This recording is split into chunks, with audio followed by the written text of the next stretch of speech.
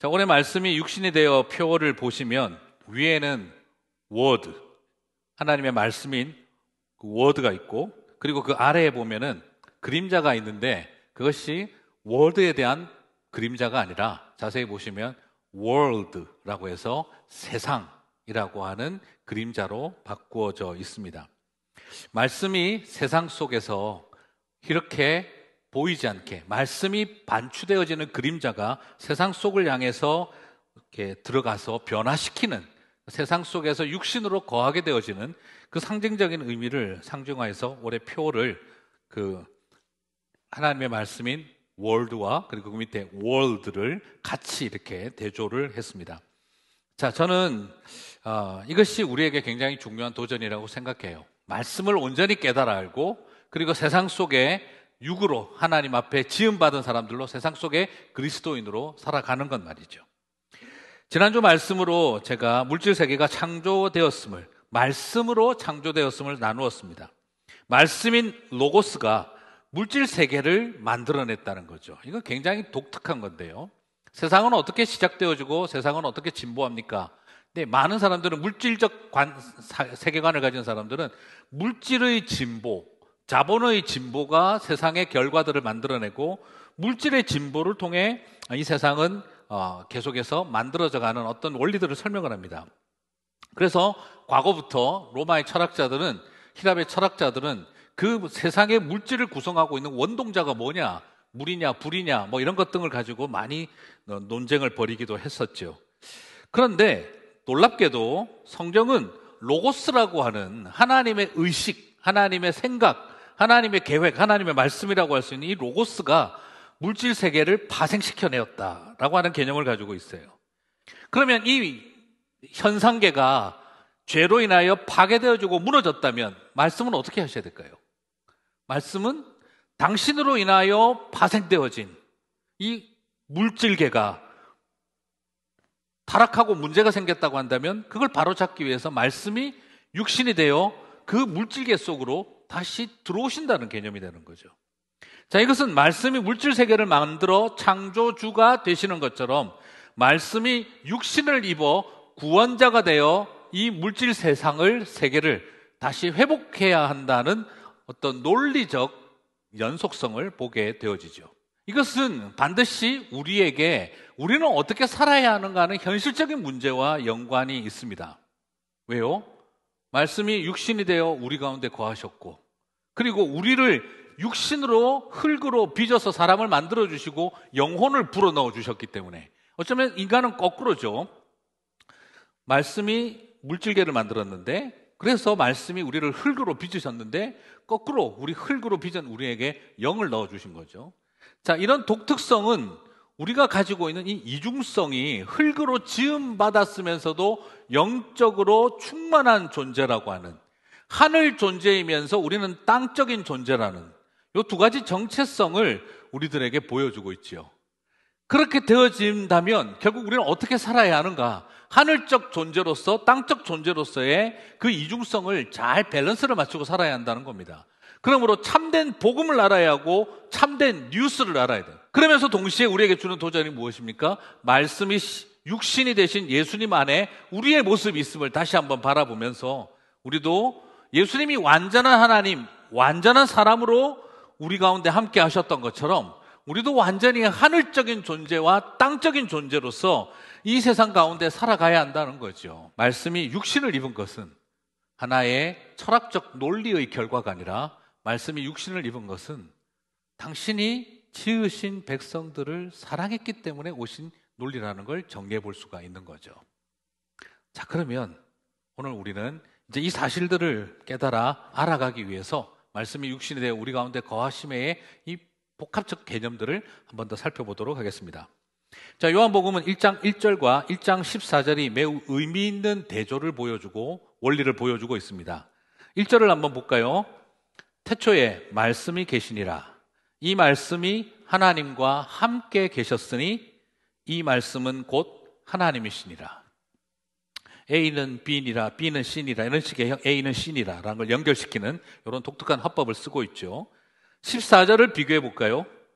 1절 말씀과는 비슷한데 조금 다릅니다. 말씀이 육신이 되어 우리 가운데 거하심에 우리가 그의 영광을 보니 아버지의 독생자의 영광이요 은혜와 진리가 충만하더라. 자, 이것이 뭐가 그렇게 좀 비교거리냐라고 생각이 되실 텐데요. 한번 뜨시는 거 한번 보시면 이렇게 되겠습니다. 1절, 말씀이 있었다. 14절은 말씀이 되셨다. 1절은 말씀이 있었는데 하나님이셨다. 14절은 말씀이 육신이 되셨다. 그리고 1절은 말씀이 하나님과 함께 계셨다라고 되어 있고 14절은 말씀이 우리 가운데 거하셨다라고 하는 비슷해 보이는 대조점을 이루고 있습니다. 하나님과 말씀이라고 하는 존재가 말씀이 있었고 말씀이 하나님이시고 말씀이 하나님인데 하나님과 함께 계셨고, 그런데 실존으로 들어가서 그 말씀이 육신이 되셨고 하나님이 육신이 되셨고 그리고 육신이 되셔서 말씀이 하나님이 우리 가운데 거하셨다라고 하는 실존론에 대한 이야기를 다루고 있어요. 어쩌면 하늘적인 이야기와 땅적인 이야기가, 하나님적인 이야기와 인간적인 이야기가 공존을 하고 있습니다. 예수님은 하늘에 계신 분이시면서 땅에 계시는 분이다라는 거죠. 그리고 예수님은 하늘이시면서 사람이시다라는 거죠. 삼위일체의 교제를 누리고 계시면서 예수님은 사람과 더불어 먹고 마시고 주무시는 분이시다는 거죠. 여러분, 하나님이 어떻게 우리 같은 죄인들을 잘 아실 수 있을까요? 여러분, 그것은 당연하지. 하나님은 우리를 잘 알 수 있지. 왜? 전지전능하시니까. 그게 신의 속성이니까. 하나님은 전지전능하기 때문에 우리를 잘 안다. 네. 여러분, 그러면 구글만큼 우리를 잘 알 존재가 누가 있겠습니까? 그러나 감사합니까? 감격스러우세요? 전지전능하신 하나님이 나를 잘 아신다. 그건 별로 의미 없는 말입니다. 이것은 오히려 뭐냐? 하나님이 육신이 되셨기 때문에, 하나님이 나와 같이 먹고 마시고 같이 아파하셨기 때문에 나를 잘 안다고 하시는 거지, 바로 창조주가 아버지고 엄마기 때문에, 어머니의 모습이기 때문에 잘 아신다는 것이지, 그분의 전지전능이라고 하는 신적 속성에 달려있는 것이 아닙니다. 오히려 이건 뭔지 아십니까? 하나님이 우리 보고 이렇게 이야기하시는 것 같아요. 너 하나님 해봤냐? 난 사람 해봤다 하시는 겁니다. 난 너네들과 같이 살아봤고 난 니네들의 아버지와 어머니가 되어봤다는 거죠. 그래서 우리는 하나님을 알 수는 없어도 하나님은 우리를 아십니다. 우리가 하나님을 알 수 없다, 그 말도 사실은 어떤 의미에서는 또 틀렸습니다. 우리가 하나님처럼 수준 높아져야 하나님을 압니까? 철학과 지식과 신학과 성경에 대해서 탁월해져야 하나님을 알 수 있는 걸까요? 그렇지 않습니다. 하나님과 더불어 같이 먹고 살고 싸우고 부딪히고 웃고 울고 손잡고 등 돌리고 때로는 마주보고 그렇게 살아온 사람들은 하나님을 아는 것입니다. 우리의 지식의 능력이 하나님을 알게 하는 것이 아닙니다. 하나님의 전지전능하심이 우리를 아는 게 아닙니다. 그분이 우리처럼 낮아져 보셨고 우리와 함께 하셨기 때문에 아시는 겁니다. 오늘 우리는 말씀이 육신이 되어가 우리에게 다가오는 의미를 알았으면 좋겠습니다. 그렇구나. 그래서 하나님이 잘 아시는구나. 말씀이 육신이 되고 난 다음 요한복음은 어떻게 이어지고 있습니까? 말씀이 육신이 되어 우리 가운데 거하심에, 여기서 우리 가운데 거하심에라는 표현이 중요한데요, 이 거하심에는 장막을 치다 혹은 장막 속에 살고 거주하다라는 동사입니다. 사용하기에 따라 거한다라고 표현하지만 장막을 쳤다, 텐트 쳤다 이 말입니다. 하나님은 우리에게 게스트로서 비짓하신 것이 아니라 우리의 삶 한가운데 dwell in, 같이 함께 사신다는 뜻입니다. 그런데 이 표현이 또 왜 중요하냐 그러면 이 거하심이라는 단어가 가장 많이 쓰인 것이 구약 성경에서 성막이 세워짐에, 성전이 세워짐에 할 때 쓰는 표현이라는 겁니다. 특별히 성막과 관련되어져서 정말 많이 쓰였습니다. 그래서 하나님의 성막이 지어지고 그리고 여호와 하나님이 우리 가운데 그 성막과 함께 거하시며 할 때 쓰는 표현이라서 히브리어적인 말은 약간의 그 워드플레이까지 있습니다. 하나님이 장막에 거하심에, 텐트에 텐트 치고 사심에, 이런 말이 되는 겁니다. 그만큼 강조하는 어투로 사용이 되고 있습니다. 그러므로 지금 예수님은 신약시대 때 갑자기 지금 우리 가운데 뿅 나타나셨다는 그런 것을 말하고 있는 것이 아니라 예수님은 구약시대 때부터 우리 가운데 텐트와 장막 속에 하나님이 끊임없이 내가 너희와 함께하리라 하셨던 그것처럼 이젠 우리 눈에 보이도록 현현하셨다, 함께 하신다는 것을 뜻하는 거죠. 자, 먼저 출애굽기 25장 8절을 보시면 그 거하심의 개념을 한번 볼 수 있습니다.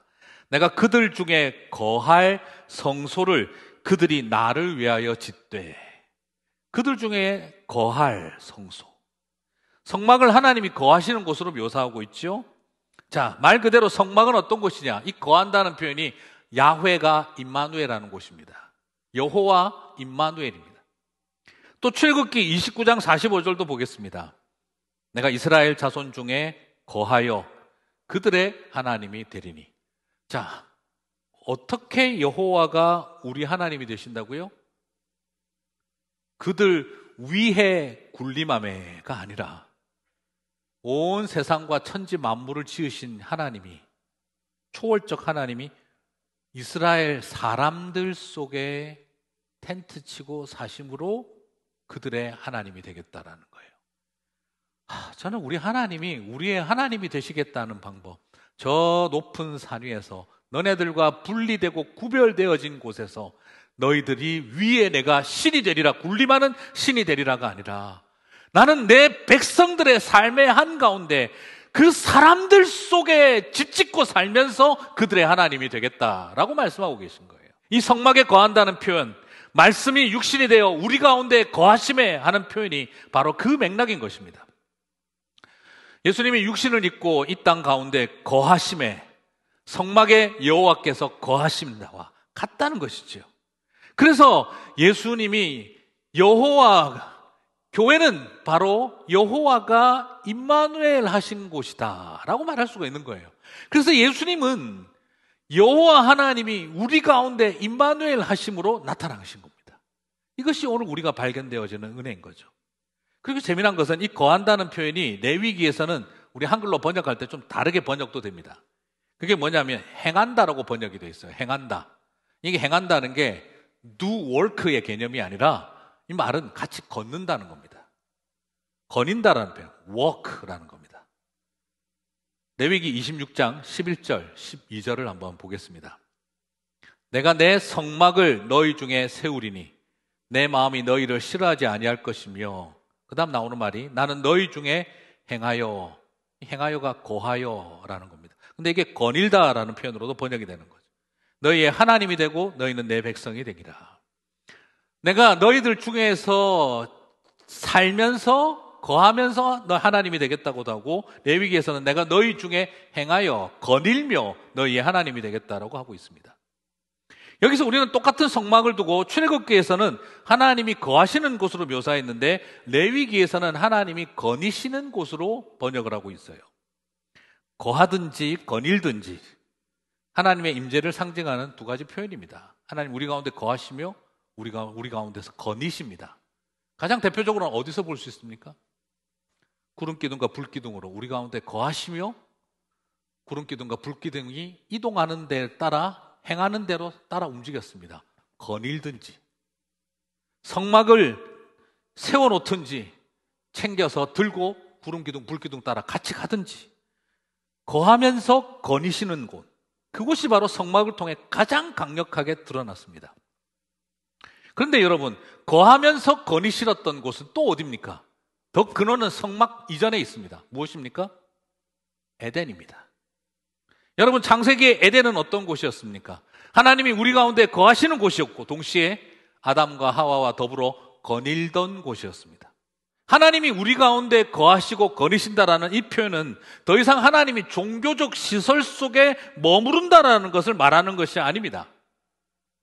오히려 이것은 믿음의 식구가 가정에서 주의 이름으로 모이면 그 어디나 거하시고, 그리고 당신의 백성들이 어디를 가든지 주님이 우리와 함께 행하시고 거닐고 계신다는 것이죠. 당연히 교회 안에도 거하시죠. 그러나 종교적 시설에만 계신다는 것이 아니라 우리의 일상과 우리가 사업하고 사람을 만나고 일하러 가고, 그리고 거래처 사람을 만나러 가고 학교를 가고, 그리고 사랑하는 사람을 만나고 데이트를 하고, 그 모든 일에 주님이 우리와 더불어 거닐고 계신다라는 것입니다. 이것이 말씀이 육신이 되어 우리 가운데 거하심에가 십자가가 가지고 있는 의미입니다. 우리의 삶터와 일터 가운데 거닐고 계시는 것을 바라보는 그 은혜와 축복이 넘치시기를 주님의 이름으로 축복합니다. 그래서 여러분의 가정에 에덴이 회복되고 우리의 교회 가운데 에덴의 강물들이 다시 흐르기 시작을 하고 우리의 삶터와 세상 한가운데 에덴의 새소리와 꽃향기가 흘러가야 한다는 것이죠. 말씀이 육신이 되어 우리 가운데 거하신 이유, 바로 그것을 통해 하나님의 나라가 이 땅 가운데 임하고 사람들이 다시 아름다워지고 보시기에 심히 좋았더라 하셨던 세상을 회복하기 위함이라는 것입니다. 성막과 성전에서 이 땅에 성막과 성전을 허락하시고 우리에게 성막을 세우시고 성막 가운데 거하셨던 하나님이 가장 중요한 일이 무엇이었습니까? 대속적 제물을 죽여 피를 쏟고 불사르는 제사를 통해 죄사함을 받게 하는 일이었습니다. 그렇다고 한다면 우리 가운데 성막으로 성전으로 우리 가운데 임하신 거하신 예수님은 무엇을 통해 이 모든 것을 완성하시겠습니까? 예, 성막은 십자가를 통해 완성되는 것이죠. 성막 제사는 예수 그리스도를 통해 완전히 완성되는 것이죠. 그래서 모든 성도들에게 죄사함을 받는 제사를 완성하시는 것이죠. 이것이 하나님의 영광이 나타나는 통로입니다. 자, 여러분, 그래서 우리는 14절을 다시 한번 주의 깊게 보셔야 됩니다. 말씀이 육신이 되어 우리 가운데 거하심에, 그 다음에 뭡니까? 우리가 그의 영광을 보니. 여러분, 여기서 무슨 영광을 본다고 할까요? 아우라가 반짝반짝 빛나고 무지개가 빛이 나고 빛이 LED 같은 전등빛이 하얗게 번쩍거리는 것을 보며 영광을 보리니를 말하고 있는 걸까요? 오늘 요한은 우리에게 말씀이 육신이 되어 우리 가운데 거하셨는데 그 거하신 결과 뭘 보게 된다고 말하고 있습니까?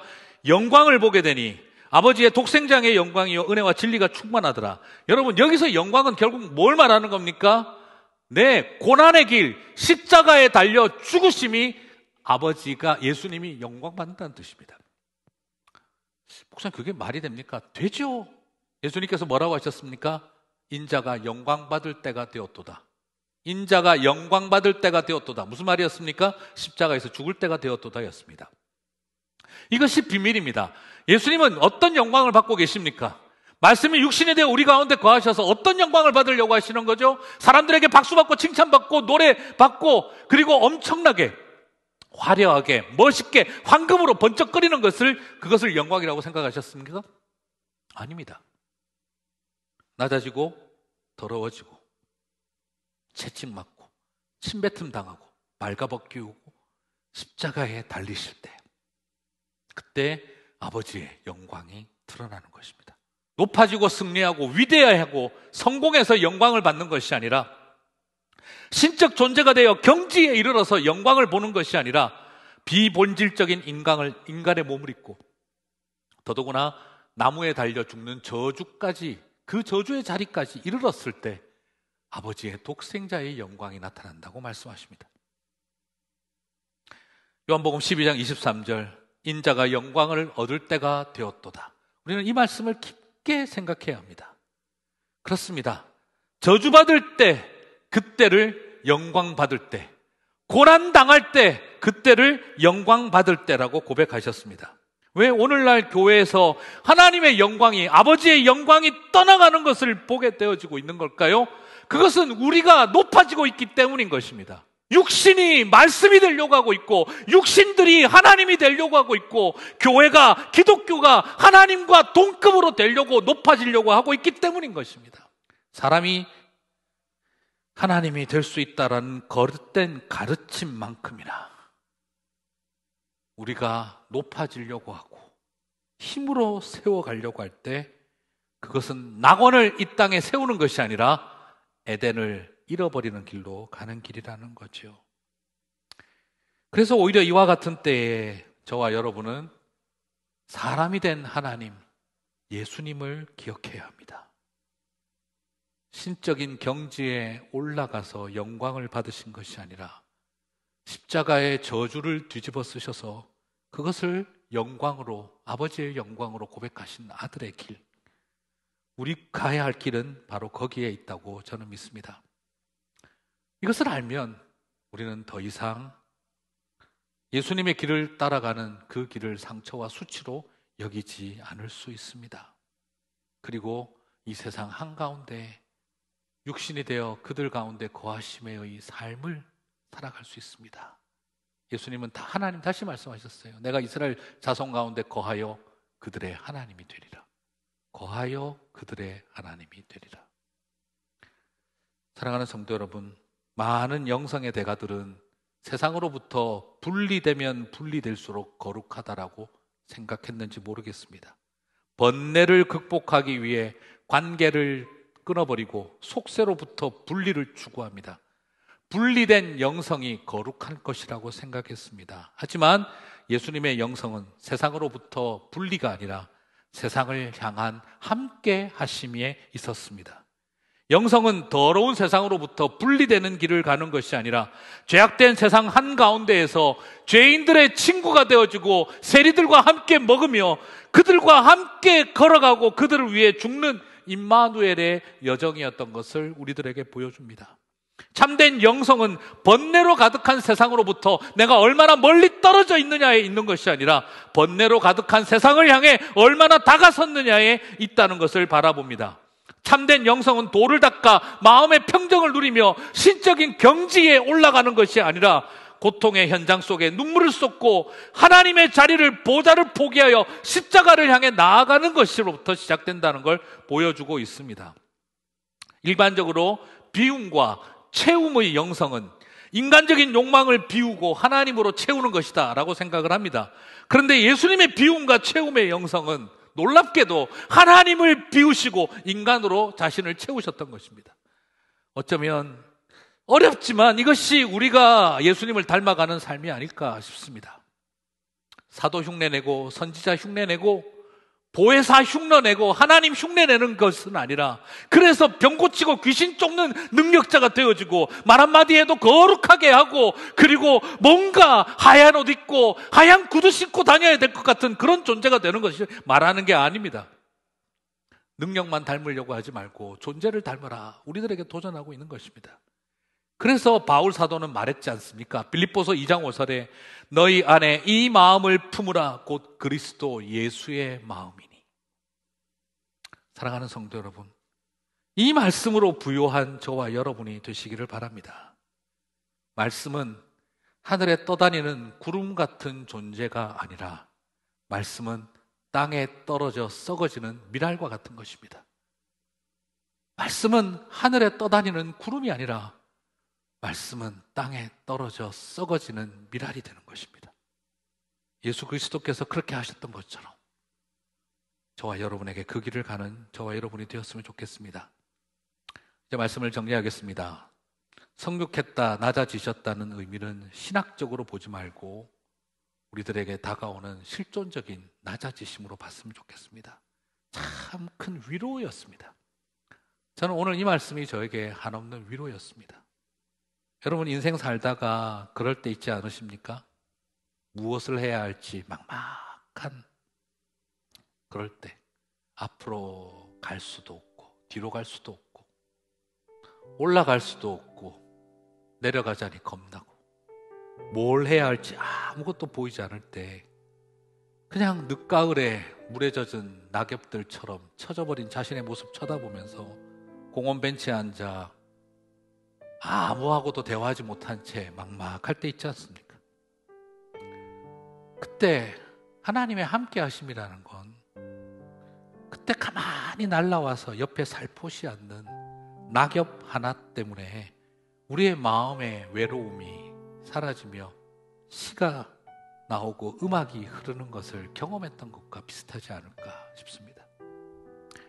하나님의 함께 하심은 그처럼 내 옆에 떨어진 낙엽 하나처럼 어디서 날아왔는지도 모를 깃털 하나처럼 살포시 우리 옆에 앉아서 뭘 해야 될지 모를 막막함 가운데 내가 너와 함께하고 있다, 그렇게 우리 손 꼭 잡아주시는 거 아닐까 싶습니다.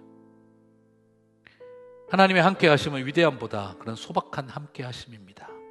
밤잠 못 자고 나와서 새벽 기도회 앞에 앉아서 뭘 기도하고 구해야 될지조차 막막할 때 그냥 내 옆에서 조용히 손잡아 주다가 울고 가시는 권사님처럼 그렇게 하나님이 내 옆에 손잡아 주실 때 무슨 말 없어도 다시 살아야겠다 하는 힘 생기지 않습니까? 누군가 나와 함께하고 있다. 누군가 나를 보고 있다. 그리고 이 땅을 살아가면서 나는 먼지 하나 같은 존재로 여겨지고 있을 때 예수님이 이런 나를 세상 전부처럼 여겨주시더라. 점 같은 존재인 나를 온 세상 전부처럼 여겨주시더라. 그 감격 하나가 오늘도 이 세상 살아갈 힘을 얻지 않습니까?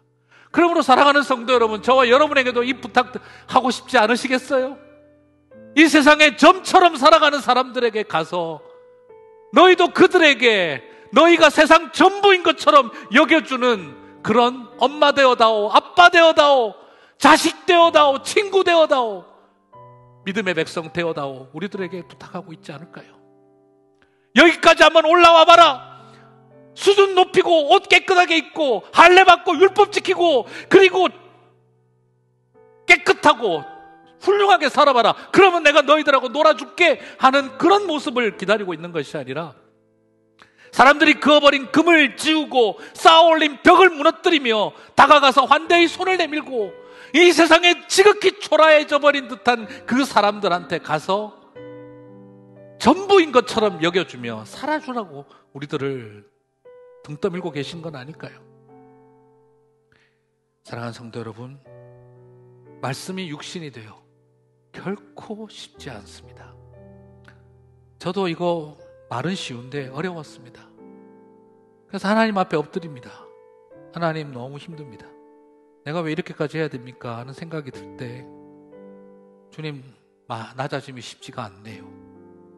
그때 주님 제 마음에 뜻밖의 도전을 저한테 던지셨어요. 병주야, 그냥 죽으면 될 텐데 죽은 척 하려니까 힘든 거야. 낮아지면 될 텐데 낮아진 척 하려니까 버거운 거야. 그냥 종 흉내 내지 말고 종 되라. 큰 부담이었습니다. 예수님은 사람 흉내 내지 않으셨고 사람이 되셨습니다. 말씀이 육신이 되어 오셨습니다. 오늘 저와 여러분에게 말씀하십니다. 너희도 사람 되자. 너희도 사람하자. 저는 이 말씀이 저를 많이 울게 했습니다. 가정과 이웃과 일터에서 얼마나 내가 육신이 되었는가. 말씀, 오늘 저와 여러분이 한번 돌아보면서 하나님, 그렇게 살아낼 수 있도록 도와주십시오. 어떤 영광을 구하며 살아야 할지 우리를 도와주십시오. 그 마음으로 나아가는 저와 여러분 되시기를 주님의 이름으로 축복합니다.